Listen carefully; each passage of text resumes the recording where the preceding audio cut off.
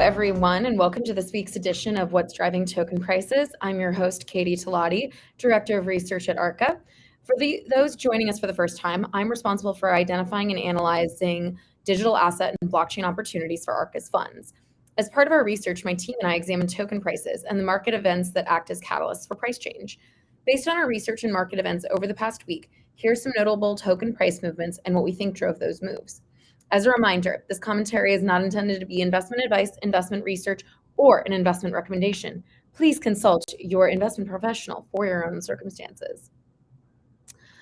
Well, it's been a bit of a quiet week, actually. I would say if anybody missed it, Meta did officially release NFT capabilities on Instagram this week. Definitely check that out.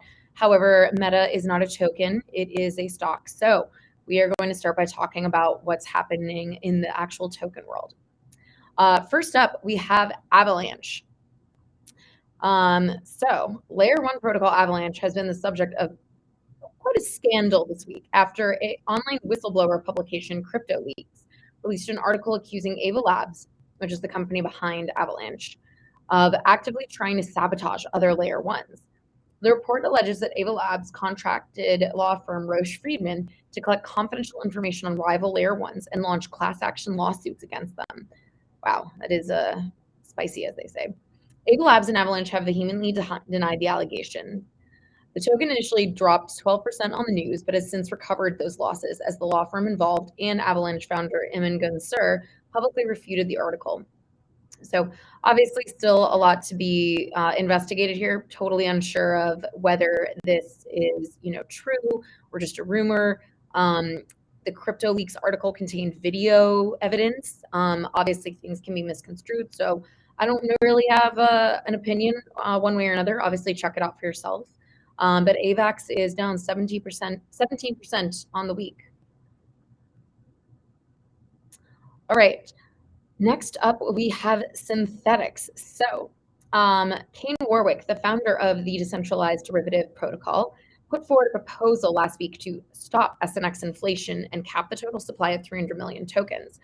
So synthetics, for those who aren't familiar, was the first DeFi project to pilot yield farming as a way to bootstrap network and grow customers. In the proposal, Kane stated that revenues earned from the product lines are now growing enough to encourage users to stake SNX without the added inflationary rewards as a benefit. So pretty big step by a DeFi project. Most of them are still, essentially rewarding users by providing inflation rewards. And that, can hurt the long-term value accrual of some of these projects. For context, synthetics commands 3% of the decentralized derivative market share on a volume basis and has about 72 million annualized revenues, while inflation on synthetics is very low at 3% annually. Synthetics, despite all this, is down 5% for the week. Last but not least, we have Huobi token. So earlier this week, Sam Bankman-Fried, the founder of FTX, dispelled rumors that he was looking to acquire the centralized exchange Huobi. A few weeks ago, it was reported that one of Huobi's co-founders was looking to sell his 30% stake to either Sam Bankman-Fried or Justin Sun, the co-founder of Tron. Upon these initial reports, the Huobi token shot up 23%. Following the tweet from a few days ago, Huobi has actually traded down 9%. So obviously, Sam Bankman-Fried has been bailing out quite a few digital assets companies in the last few weeks.